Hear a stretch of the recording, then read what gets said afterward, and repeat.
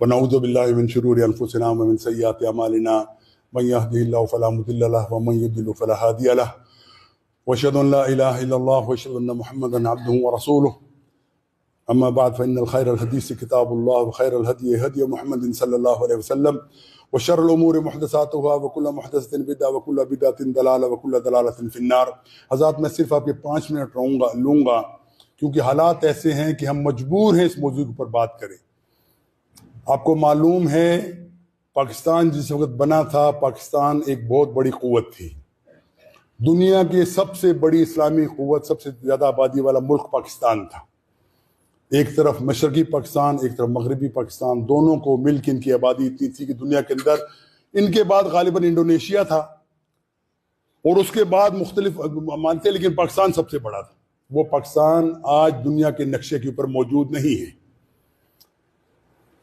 حقیقت پسند بندہ وہ ہے جو اپنے کوتاہیوں کا اعتراف کر لے۔ پاکستان کو توڑنے کے اندر جن لوگوں نے کام کیا اس کے اندر 2-3 نام بڑے مشہور کیے جا سکتے ہیں۔ پہلے ہمارے ادارے، ہمارے محافظ، ہمارے چوکیدار، انہوں کی زندگی ایک پاکستان بنتے ساتھ ہی قبضہ کر لیا۔ ایوب خان نے قبضہ کر لیا، سکندر مرزا نے قبضہ کر لیا، پھر ہماری وہ جو نام نہاد جمہوریت تھی وہ ہمارے پاس آئی نہیں۔ اس سے کیا ہوا، فوج کے اندر زیادہ لوگ مغربی پاکستان کے تھے اور بنگالیوں کو وہ نیچ ذات سمجھتے تھے، اور حقیقت یہی ہے۔ ہم تو چھوٹے جو کہ 71 کے اندر بنا تو ہم چھوٹے 8ویں کلاس میں پڑھتا تھا، لیکن حقیقت یہ ہے کہ ہم سمجھتے تھے کہ بنگالی بیچارے تو وہ ایسی وہ کمی جیسے ہوتے، وہ کمی جیسے لوگ ہیں، ان کا کیا تعلق ہے، کالے دیکھو ان کا کیا حال ہے۔ یہ چیز ذہنوں کے اندر ڈالی گئی کہ بنگالی جو ہے وہ بیچارہ مسکین آدمی ہے، پتہ نہیں کیسے ہمارے سے جڑ گیا۔ اور حقیقت یہ ہے کہ مسلم لیگ کو سب سے پہلے بنانے والے بنگالی تھے، سب سے زیادہ پاکستان کو قبول کرنے والے، احتجاج کر کے پاکستان کی حمایت میں ہم کرنے، وہ بنگال کے لوگ تھے۔ لیکن ہماری ناکامیاں، ہماری ناہنجاریاں، ہماری کوتاہیاں، ہماری بے مروتی کی وجہ سے وہ پاکستان کے وہ لوگ ہم سے متنفر ہو گئے، پھر ان کا ظلم کیا گیا۔ شیخ مجیب جس کو غدار کہا جاتا ہے، میں کبھی اس کو غدار نہیں سمجھتا، کبھی بھی نہیں سمجھتا تھا، آج نہیں پہلے کی بات۔ اس نے ہمیشہ آخر دم تک یہ کہا کہ میں پاکستان کے ساتھ رہنا چاہتا ہوں، اس قوم نے جس کو مینڈیٹ دیا ہے اس کو دو، اگر میری اکثریت ہے پاکستان کے اندر میرے حوالے حکومت کرو، میں پاکستان کو لے کے چلوں گا، میں کبھی علیحدہ رہنا نہیں چاہتا۔ ہم چھوٹے چھوٹے تھے، ہمیں پتا ہے کوئٹہ میں ایک دفعہ آئے وہ پہ، تو ہم بھی اس کے ساتھ گئے دیکھنے کے لیے، چھوٹے تھے، ہم سمجھ نہیں تھی، لیکن ہمیں لگا کہ وہ بندہ مخلص ہے۔ اس وقت ہم چھوٹے سے تھے، سمجھ نہیں آئی، لیکن میں ذاتی طور پر ان کو ملا اور میں دیکھا کہ واقعی وہ بندہ بڑا مخلص ہے۔ ہمارے اور ساتھی بھی تھے۔ پاکستان ٹوٹ گیا، سب سے بڑے ذمہ دار ہمارے اسٹیبلشمنٹ والے لوگ تھے، پھر سیاسی لوگوں نے مل کے اس طرح معاملہ کیا، اور آج بدقسمتی سے وہ معاملہ دوبارہ پاکستان کے اندر کیا جا رہا ہے۔ آج ہمارا ایک فوجی بیٹھ کر، فوجیوں کا آپ سمجھ لیجئے کیا معاملہ ہے، ہمیں سمجھتے ہیں آسمان سے اترے ہوئے یہ لوگ ہیں۔ بھائی تم ایف اے کیا ہوگا، بی اے کیا ہوگا، تم سیکنڈ لیفٹیننٹ بھرتی ہوئے، اس کے بعد ترقی کے تم جنرل بن گئے ہو، اور تم نے اپنی ملازمت کے دوران کیا پڑھا ہوگا، تم نے ایم اے کر لیا ہوگا، تم اپنی کوشش کر لیے ہوں گے، لیکن دنیاوی تعلیم تمہارے پاس ایم اے سے زیادہ نہیں ہوتی۔ اب کسی جنرل کو اٹھا کے دو، شاید مشکل سے کوئی ایم اے آپ کو ملے گا، باقی تمام بی اے کے بعد ہی وہ آگے بڑھ جاتے ہیں۔ لیکن ان لوگوں نے سبق نہیں سیکھا، جو پہلے ہوتا رہا وہ دوبارہ کرنے کو ہی تیار ہیں۔ آج دیکھو عجیب سی بات کی اس نے، ایک بندے نے، ہمارا جو یہ آئی ایس پی آر کا جو بندہ ہے، اس کے مجھے سمجھ نہیں آتی کیسے لوگ خود بٹھائے جاتے ہیں کہ بے عزت ہوں یہ لوگ۔ کہا کہ یہ کے پی کے لوگ خزانے جو ہیں تم جہیز میں لے کے نہیں آئے ہو۔ مجھے بتاؤ تم لے کے آئے ہو جہیز میں؟ تم تو ملازم ہو، تم یہ بات کہنے کی اہل کیسے ہو کہ ہم تم جہیز میں لے کے نہیں آئے؟ اور یہ وہی بات کر رہے ہیں، یاد رکھو، وہ نفرت کا بیج آر پٹھانوں کے اندر بویا جا رہا ہے، وہ نفرت کا بیج اس وقت بلوچستان کے اندر لوگوں میں بویا جا رہا ہے، وہ نفرت کا بیج اس وقت اگر پیپلز پارٹی کی حکومت نہ ہوتی، سندھ کے اندر سنگھ دیش کے لیے تیار ہوتا معاملہ۔ اس کے پیچھے کون ہے؟ وہ لوگ جنہوں نے 2-4 سال بعد ریٹائرڈ ہو جانا، ہم کو پوچھے گا بھی نہیں، اور پھر یہ بھی نہیں دیکھتے ہمارے پیشروؤں کا حال کیا تھا۔